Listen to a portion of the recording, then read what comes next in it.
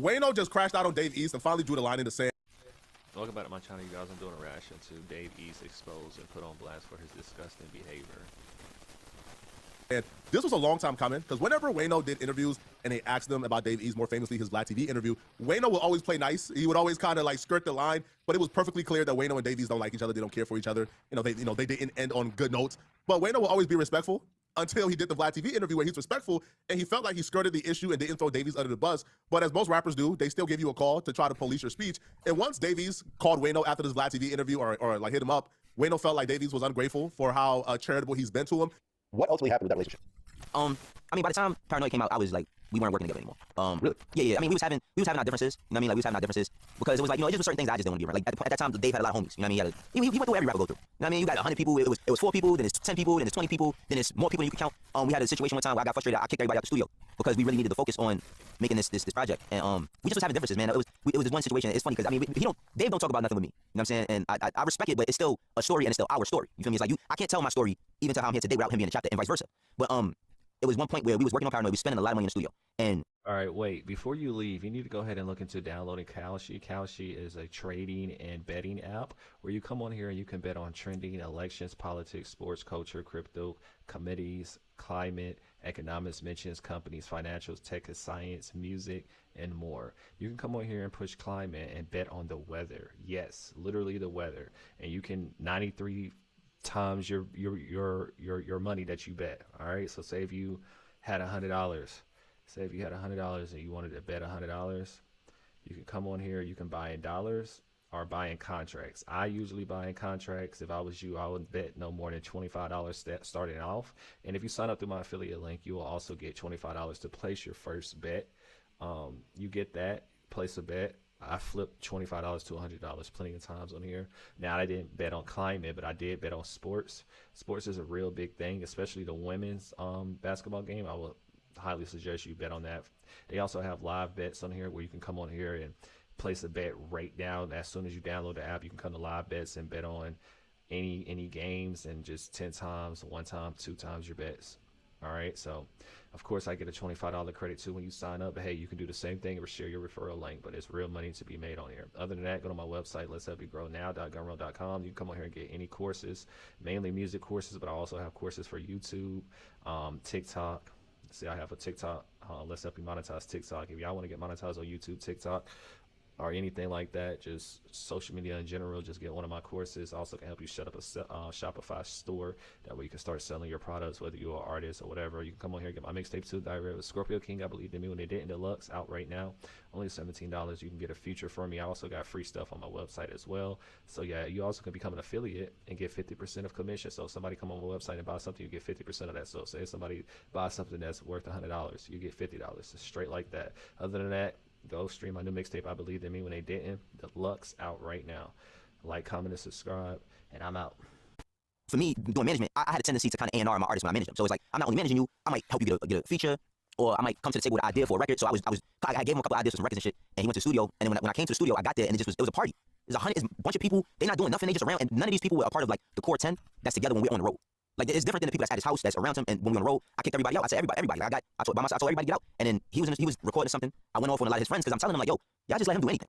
Like, y'all let him do whatever. Like, you know what I'm saying? And I don't know if that might have bothered Dave. There was another time where because I started my management company and I was turning into a label, I had other artists, but I had called a meeting between all the producers I have, the artists I have, and it was for everybody to have a conversation. Like, yo, listen, Dave is on, like, I got Dave, he's doing this, but I wanted everybody to come together to say, well, listen, y'all seen what we just did with his deal, y'all need to get on y'all shit so we can get y'all some deals. And Dave had found out I was having this meeting. So when he found out I was having a meeting, I didn't invite him because he never used to come places on time. So I didn't want to be waiting for the meeting to start and he's not there. So I'm like, you know, you can fall back from this because he was going to be my partner in my label.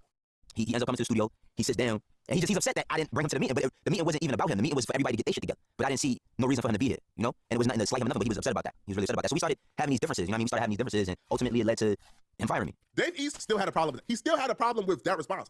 To me, that's like the perfect response. So, you know, Wayno did? Wayno's like, I bet, all right? You called my phone and having a problem with me trying to police my speech when I'm respectful, I'm done being respectful. The next time somebody asks me about Dave East, I'm gonna say the real. And that's what happened, all right? And shout out to this brother, all right? Because, you know, he just happened to be the first person who got the interview after the fact. Because when Wayno was asked about Dave East in this new interview, Wayno didn't hold back, bro. He told the real about Dave East. Yeah. Now, you had a big impact managing Dave East's career. You know what I'm saying? It's people have spoke on like how hard you were going. People say you went overboard, you know, for that situation there. Yeah. Looking back at it now, right? Is there anything that you feel like you would have done differently when it came to that management? I would have kept it more business than personal. Yeah, I would you have had your heart in it, you mean? I would have kept it way more. No, just my relationship with him. I would have kept it way more business than personal because I'm gonna keep it 100, bro. I don't have no relationship with Davies at all. Zero. No, we don't have no relationship. And just most recently when I did Vlad's interview, when I spoke about him, one thing, call me whatever they want. I ain't a liar. That's two things I'm not. I'm not a liar. So when I spoke about him, he hit me and he was like, all that. And I'm like, oh, what? Me telling the truth about like my experience with you. I didn't throw you under the bus, which I really can. I don't know what camera looking at me, but yeah, I could throw you under the bus. But I didn't do that. And I don't like, the thing is like with this rap, I respect the white man way more. You wanna know why? Because the white man don't get personal with you. The white man don't let you in his home and let you be around his kids. The white man don't tell you how he feel about you personally or share personal things with you. And when you do that with it, get that. And then when they forget that, you forget the foundation of what it was that we built. So yeah, we don't have no relationship, and I don't even kid our relationship with that. You know what I mean? Because end of the day, I put in a lot of time for this. You know what I mean? A lot of time as far as work, resources. You know what I mean? Because I cared. It was two things. It was one was this. I was doing management. I had a couple of artists that I worked with that it didn't work. You can feel Wayno's frustrations through the screen. You can literally feel his frustration through the screen. Listening to Wayno talk is one of the main reasons why I would never in my life manage an artist. For those very same reasons. Nah, I feel what Wayno's saying too, even though I am an artist as well. But it's two sides to a story, though. I will have to hear Dave East's response as well, because we can't just go off what Wayno is saying too at the same time. But it does seem like he's telling the truth, though. Especially when he was like he manages other artists, and you know, basically they didn't hit the peak that Dave East hit, and Dave East was pretty much quote unquote playing, because shit, I even say Dave East is supposed to be a bigger artist. He's definitely supposed to be a bigger artist, but I don't know what happened. That's why I can really believe Wayno at the same time, because but what labels would do and what people who manage artists would do, they'll get a whole bunch of artists, and a whole bunch of artists can be like 3 artists, 5 artists, 10 artists, you feel me? They know obviously everybody is not gonna go, everybody's not gonna get to a certain stage in their career or a certain peak in their career. So they're lucky if they have one that gets to that status. So that one is going to make up for the other investments that I did with these other artists that didn't make it anywhere, basically. So that one will pay for the 5 other artists that didn't go anywhere, where I won't get my money back if I invested, you know, my time and money and stuff. You know, it's a business. You know, but that's with anything, you know what I'm saying? That's the behind the scenes that people don't know. And those very same frustrations is why, bro, I turn down all requests. I get hit up by artists all the time. Hey, Flock, hey, bro, step into management, bro. I'm hot. Even artists who, for the most part, are on the verge to kind of get a record deal. I'm not doing it. You know why? Because rappers are narcissistic. You've never met anybody more narcissistic than a rapper. Rappers are evil. They're scumbags. They're bad people. A rapper will look at you and watch you spend all your money, take food out of your kid's mouth to make a way for his career. Right, do what you got to do. Utilize your relationships. Put your blood, sweat, and tears into this. Put all your money, all your income, all your effort into this, because you believe in the bigger picture. And as soon as that rapper make it, he gonna look you in your eyes and ask you, "What did you do for me? How did you make me blow up? Why do you need 15% of everything I get, huh?" There's literally no fairy tale ending when dealing with a rapper. Nobody has ever had a fairy tale ending dealing with a rapper, bro. Look at the people who blew up Lil Uzi Vert. They're not with him no more. Look at the people who blew up your favorite rapper. They're not with them anymore, at all. So I understand Wayno's frustration. Wayno's frustration is, bro, I had a lot of things in order. I had a lot of things lined up. I put a lot of my eggs in this one basket, which was Dave East.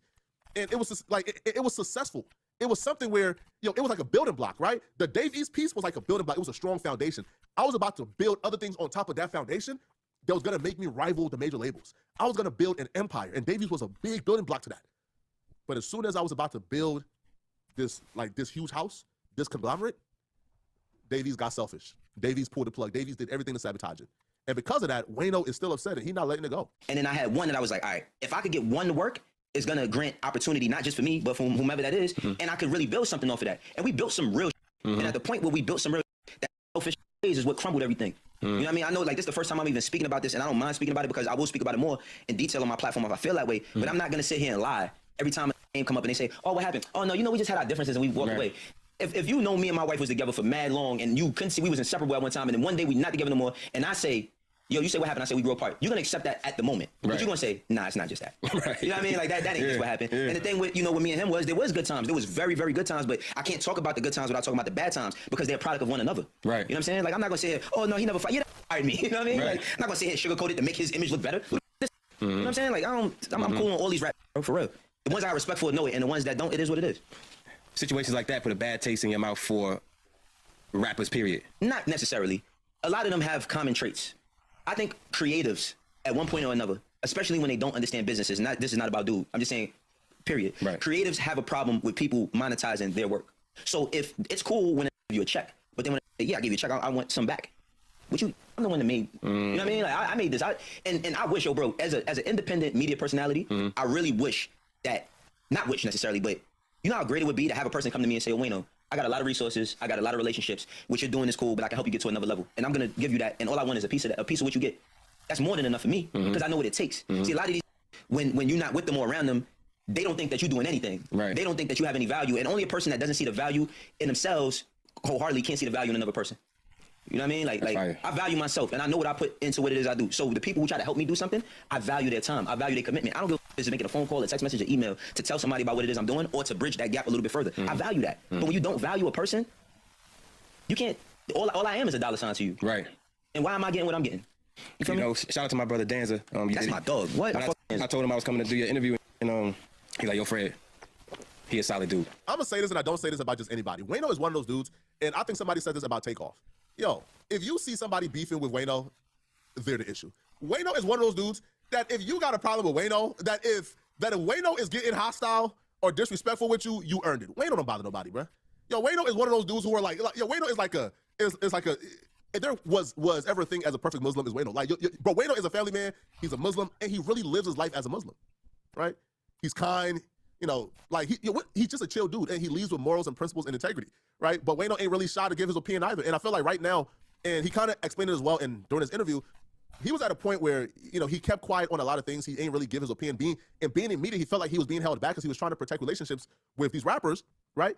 And he felt like while trying to protect relationships with these rappers, he was kind of holding back on everyday struggle and other platforms that he was on. And now he's realizing, man, these rappers don't F with you, bro. Like, yo, these rappers like claim they F with you, but it's all fake. So now he's not holding back. So he's going to give his real opinion about you, but it's not personal. He's in media, right? Like, I'm sure if I give an opinion on Wayno, he would, like, it's media and vice versa. But let me know in the comment section, bro, what y'all think about this, right? Yo, y'all think Davies did Wayno wrong, man? Now, Davies, for some reason, would not do, like, an interview talking about this. I think Vlad also said he tried to get Davies on 4 times. Davies canceled and then pretended like he didn't know that he had the interview until Vlad had to show proof. But let me know in the comment section whose side are you guys on, man? And if you're still watching this video and you want to watch another good video, click. Yeah, that's crazy word. Make sure y'all like, comment, subscribe. Let me know what y'all think about this. Make sure y'all hype this video up. It's in the comment section.